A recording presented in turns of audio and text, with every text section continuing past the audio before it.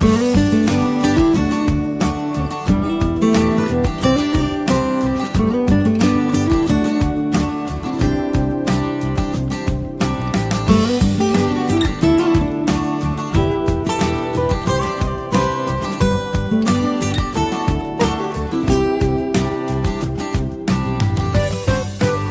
जी, आज हम लोग का धरना का 56वां दिन है।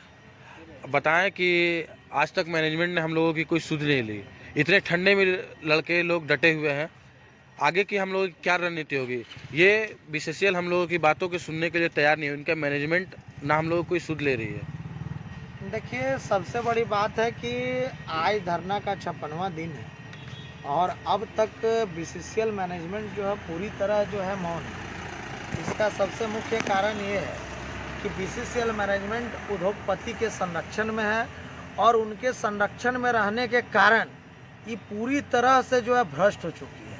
आज धनबाद के स्थानीय, बोकारो के स्थानीय युवा आज बेरोजगार होकर घूम रहे हैं और देश के जाने माने कंपनियों में से एक बीसीसीएल, जो एक मिनी रत्न कंपनियों में गिनती आती है, लेकिन आज स्थानीय युवा को रोजगार नहीं। और रेलवे जैसे प्रतिष्ठित संस्थान जो अपने रेलवे को सीसीए कोटा के तहत आईओसीएल, सेल, बीपीसीएल और तमाम जो है भारत सरकार के जो है पीएसयू, सीपीएसयू कंपनियां हैं, अप्रेंटिस के रोजगार के विषय में कुछ चिंतन कर रही है, लेकिन बीसीसीएल साफ तौर पे मौन है।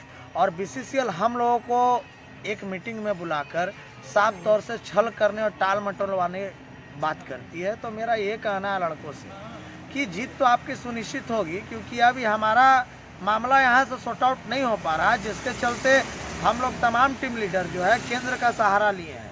लेकिन सबसे खेद का बात यह है कि केंद्र में बात तब उठता है जब सदन खुलता है।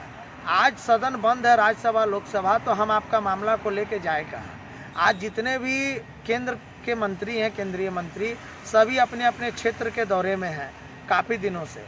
तो जिस मामले में हम उनसे मुलाकात नहीं कर पा रहे हैं, अपने मामलों से उन्हें अवगत नहीं करवा पा रहे हैं, लेकिन आप सभी को घबराना नहीं है। ये अभी सत्र आपका जल्द ओपन होने वाला है और इस सत्र में हम लोग दिल्ली जाके भारत सरकार के जितने भी तमाम केंद्रीय मंत्री हैं उनसे हम लोग जल्द मुलाकात करेंगे और इस मामला को केंद्र से ही सॉर्ट आउट करा के या तो अमेंडमेंट में सुधार करा के हम लोग काम कराने का काम करेंगे। क्योंकि आज 55-56 दिन बीत गया, लेकिन धनबाद, सबसे दुख की बात यह है कि धनबाद के स्थानीय सांसद और विधायक साफ तौर पे मौन है। इस सत्ता का नशा और भूख के चलते ये आज यहाँ पे नहीं आ रहे हैं, क्योंकि इनको स्थानीय से वोट नहीं चाहिए। मतलब आपका ये कहना है कि यहाँ के जनप्रतिनिधि आप पे ध्यान नहीं दे रहे हैं और यहाँ के जो सांसद हैं और विधायक हैं, वह उनके सामने में जो फैसला हुआ, पूर्व में भी आप लोगों का फैसला हुआ था, उस पर कोई भी लोग का कोई प्रतिनिधि कुछ नहीं, आगे बढ़ने के लिए कोई तैयार नहीं है। इसलिए तैयार नहीं है क्योंकि कहीं ना कहीं हमको जहाँ तक लगता है कि लोग का कहीं ना कहीं साठगांठ है और मिली भगत से आज हम लोगों का काम जो है इस अड़चन में फंसा हुआ है। और सबसे बड़ी बात यह है कि इतने बड़े सांसद हो के standing committee ministry of coal and energy का, इस्पात और कोयला मंत्रालय का स्टैंडिंग कमेटी का मेंबर हो के भी ये आज तक वादा करके चेयरमैन तक से नहीं मिल पाए। तो भैया, हमको ऐसा सांसद से बहुत दुख है, क्योंकि सभी स्थानीय युवा हैं और सभी डबल स्किल्ड होकर बेरोजगार बैठे हैं और कंपनी का अधिकांश काम आउटसोर्सिंग के माध्यम से किया जा रहा है, लमसम 75%, 70%। तो मेरा यह कहना है कि आप लोग राजनीति से हट के इस मामला को देखें, जो भी जनप्रतिनिधि है, क्योंकि इसको राजनीति में मत लाएं। क्योंकि सभी स्थानीय युवा जो आज त्रस्त है, देश में जो है बेरोजगारी चरम सीमा पे है और सरकार से लेकर प्रबंधन तक इस पे कोई फार्मूला आज तक तैयार नहीं की और कोई रणनीति तक नहीं बनाई कि युवाओं को आज रोजगार कैसे मिलेगा। और दूसरी बात यह है कि माननीय प्रधानमंत्री से भी हम ऑनलाइन माध्यम से हम आह्वान हम करना चाहते हैं कि देश में जो 8 करोड़ युवा का जो आप रोजगार देने का वादा करके आप सत्ता में बैठे थे, उस वादा को आप ससमय पूरा करने का काम करें। खास करके जो भारत सरकार का जो कौशल विकास योजना है, जो आज पूरी तरह से फेलियर है। इसलिए फेलियर है कि भारत सरकार का कौशल विकास योजना का यही मोटो था कि कौशल प्रशिक्षण लेके युवाओं को रोजगार देना, लेकिन युवाओं को 1 साल गड्ढा में ढकेल के कोयला ठेलवा के आम मजदूर का तरह काम करवा के और 1 साल के बाद उन्हें ससमय कार्य मुक्त कर देना, यह उनका भविष्य पे प्रश्न चिन्ह का लगता है। तो इस पे सरकार को हमेशा जो है और अभी भी इस पे ख्याल रखना चाहिए और इस पे चिंतन करने का विषय, इस पे चिंतन करना चाहिए कि आज युवा 30 साल से BCCL जैसा प्रतिष्ठित कंपनी जो गैर तकनीकी और तकनीकी श्रेणी का बहालियाँ नहीं ली है, तो युवा को आप आउटसोर्सिंग में रोजगार नहीं दीजिएगा, आप भर्ती नहीं लीजिएगा और आउटसोर्सिंग कंपनी का हवाले टोटल कंपनी को सौंप दीजिएगा, स्थानीय को रोजगार नहीं दीजिएगा, तो युवा डबल स्किल्ड होकर जाएगा कहाँ?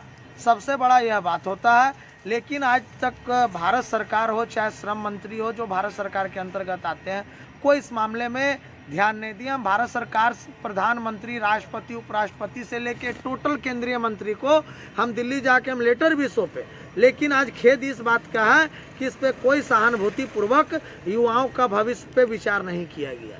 न ही प्रबंधन को इस पे पत्र अग्रेसित कर सलाह दिया गया कि इस धरना को समाप्त कराया जाए, उनको हक अधिकार दिए। अब हमारे साथ में हैं सुनील जी, पवन जी। आप ये बताएं कि आपको क्या लगता है कि इस तरह हम लोगों के क्या 56 इससे पूर्व भी आप लोगों ने 54-55 दिन का धरना दिया, लेकिन मैनेजमेंट ने कुछ नहीं सुने।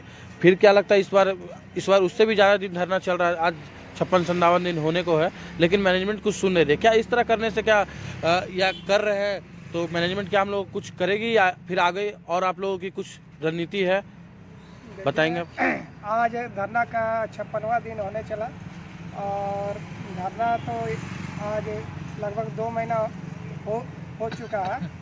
इस विषय में मैं एक ही चीज़ कहना चाहता हूँ कि यहाँ के सांसद और विधायक हम लोगों के विषय में मौन है और आगे चल के ये धरना अब धरना नहीं रहा, अब धरना उग्र होगा। हो सके तो CMD का पुतला भी फूका जाएगा और धनबाद सांसद का भी पुतला फूका जाएगा, जिसकी पूरी जिम्मेदारी पूरी जिम्मेवारी प्रबंधन की होगी। क्योंकि होगी इसलिए होगी कि ये प्रबंधन हमारा जो वादा हुआ था पूर्व में, वो वादा खिलाफी किया है और वादा को ये पूर्ण नहीं कर रहा है, जिसका हम लड़का लोग में रोष है।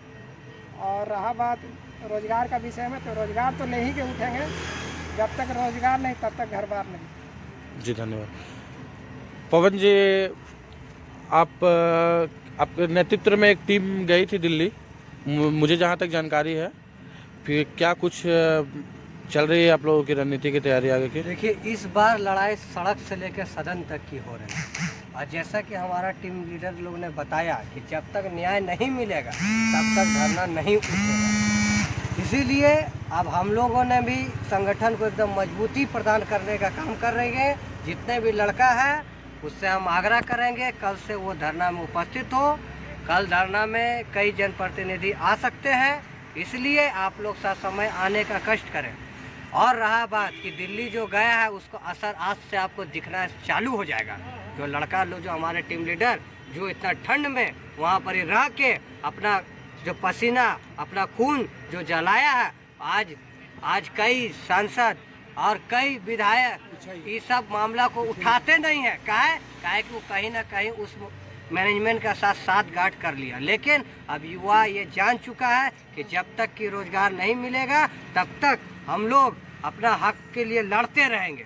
इसीलिए आप लोग का भी अगर देखिए रोजगार आपको चाहिए साथियों, तो आपको घर में बैठ के न्यूज़ लेने से काम नहीं होगा। आपको धरना में आकर अपना तन मन धन से सहयोग करना होगा। जो आपके मुख्य आगे बढ़ रहे हैं उसको सहयोग करना होगा, आपको रोजगार मिलेगा।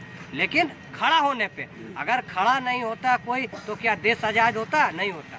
लेकिन उसी तरह अगर आपको रोजगार चाहिए, प्रबंधन से डिमांड कीजिए, सरकार से डिमांड कीजिए, ट्विटर है, फेसबुक है, धरना है, डिमांड कीजिए। जैसा कि आपके संयुक्त महामंत्री सुनील जी कह रहे हैं और सूरज जी कह रहे हैं कि आगे अगर हम लोगों का इस पे विचार नहीं किया गया तो उग्र आंदोलन होगा। किस रूप में आपका उग्र आंदोलन होगा? मेरा उग्र आंदोलन होगा कि हम BCCL गेट जो कोयला भवन का है उसको जाम करने का काम करेंगे। मेरा उग्र आंदोलन होगा कि जो कोयला डिस्पैच है, जो BCCL का सबसे बड़ा ताकत होता है, हर कंपनी का जो उसका खनन जो होता है, उसमें जो कोयला निकलता है उसी से बिकता है, उसको रोकने का काम करेंगे। क्योंकि आज धरना में पिछला रिकॉर्ड को टूटते हुए आज धरना 55 दिन पार कर गया, लेकिन ये प्रबंधन अपना पूर्व में किए हुए वादों को आज तक पूरा नहीं किया, जिससे लड़का लोग अब आक्रोशित हो गया। अब अगर वो जल्द इस वादा को पूरा नहीं करेगा तो हम केंद्र तक इसका शिकायत कर चुके हैं। अब जरूरत पड़ेगा तो सीएमडी को भी हम इसका मुंह तोड़ जवाब देने के लिए प्रस्तुत होंगे। सूरज जी, जैसा कि पवन जी ने कहा कि कल हमारे आपके धरने में बहुत सारे जनप्रतिनिधि आने वाले, कल आप हमारे जो अप्रेंटिस के जितने भाई हो, आप उनको क्या संदेश देना चाहेंगे?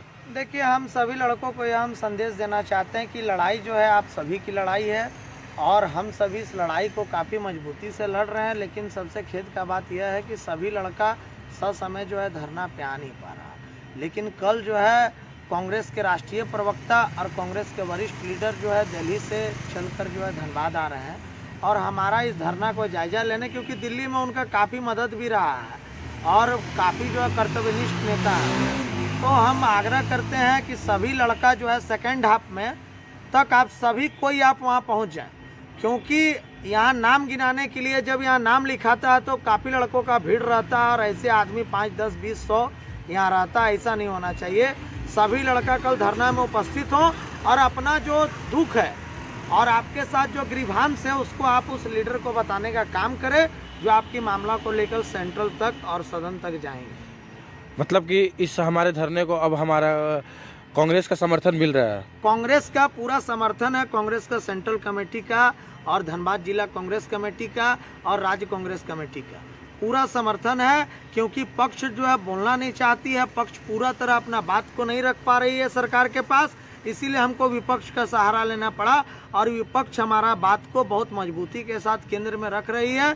और सदन खोलने दीजिए, ज़्यादा से ज़्यादा कांग्रेस का सांसद आपकी आवाज़ पे लड़ेगा और सड़क से लेकर सदन तक को घेरने का काम करेगा अगर कोयला मंत्री पूरा नहीं किया। जैसा कि आपने कहा कि कल कितने बजे का टाइम आपने निर्धारित किया है?